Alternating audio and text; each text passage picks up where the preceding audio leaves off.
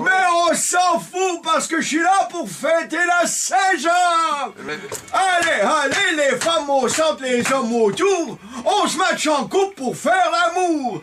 Comme d'habitude, le petit gros de la bottine finit tout seul! Excusez-la!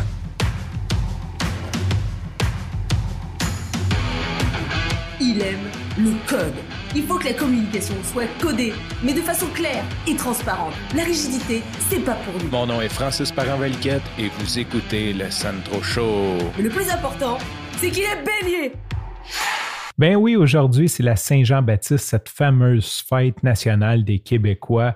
Et hier, j'avais préparé tout un plan pour l'épisode d'aujourd'hui. Je voulais faire un petit résumé de qu'est-ce qu'est la Saint-Jean-Baptiste. Cela dit, j'ai décidé de rouler avec les coups et d'y aller avec l'émotion d'aujourd'hui.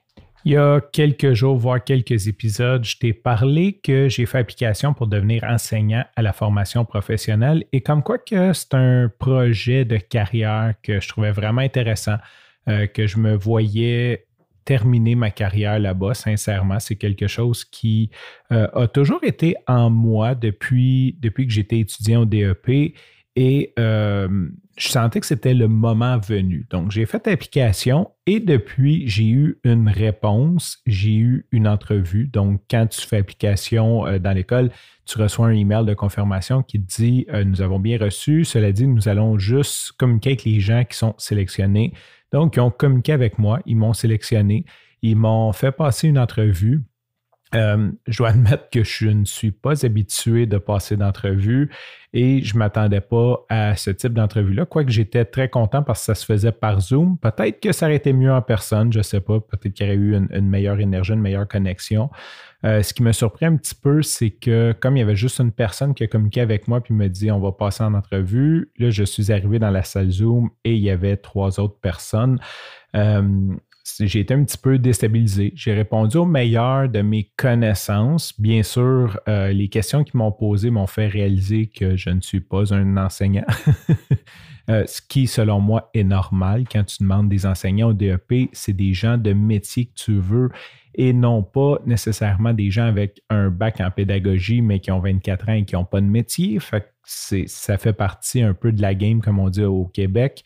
Surtout que au DEP, ils ont un programme sur 10 ans pour que tu fasses ton bac en enseignement le temps que tu travailles. Donc, théoriquement, so far, so good. Mais je ne sais pas, il y avait comme, je ne sentais pas la connexion. Cela dit, quand j'en ai parlé avec ma blonde et d'autres amis, ils m'ont tout dit « Ah, mais tu sais, quand tu passes une entrevue puis que tu penses que ça ne s'est pas bien passé, c'est souvent là que ça s'est super bien passé, blablabla. » Je ne le sentais juste pas en moi. Ce qui a été cool, c'est que j'ai reçu une lettre ce matin me disant que ma candidature n'avait pas été retenue. C'est sûr que comme j'ai toujours travaillé pour le privé, que j'ai toujours travaillé à mon compte, j'ai comme une espèce de biais de penser que nécessairement, quand c'est des décisions pour le public, c'est lent et je dois faire un double thumbs up à cette école. Sincèrement, j'ai appliqué mercredi, ils m'ont rappelé le jeudi, ils m'ont donné mon entrevue l'autre mercredi. Donc, en dedans de 8 jours, ils ont pris ma candidature, ils m'ont appelé, ils m'ont passé en entrevue et ils m'ont donné une réponse. Je trouve ça bien. Je trouve que c'est un peu plate d'être en attente puis pas savoir. Puis je trouve que ça a été très vite, très bien mené, l'entrevue très bien menée. On va parler des points positifs. Maintenant, la réponse, je ne sais pas, je l'ai dit un peu plus tôt, je suis peut-être un petit peu émotif, puis c'est pour ça que j'ai décidé de changer j'ai changé d'épisode. Je voulais faire un épisode sur la Saint-Jean, puis un petit peu de lire l'histoire de la Saint-Jean selon Wikipédia et tout, et j'ai décidé de te parler de ça parce que ben c'est sûr, le Sandro Show, il y a un côté archive, il y a un côté pour moi, un côté pour peut-être les générations futures, mes enfants, petits-enfants qui décideront peut-être d'écouter ce que m'ont vécu. Donc, j'ai décidé de battre le fer quand il est chaud. Êtes-vous en train de me dire que Marc Hervieux a fait de la poudre avec Éric Lapointe pour rien? Donc, c'est ça. En gros, j'ai reçu la lettre de refus et ce que je veux partager, c'est un peu... cette confusion. Comment lire ce refus-là? C'est sûr, je suis conscient. Premièrement, il m'avait dit qu'il y en avait 6 à rencontrer, 6 autres, donc on était 7. À base, j'avais une chance sur 7. Donc, je ne le prends pas personnel.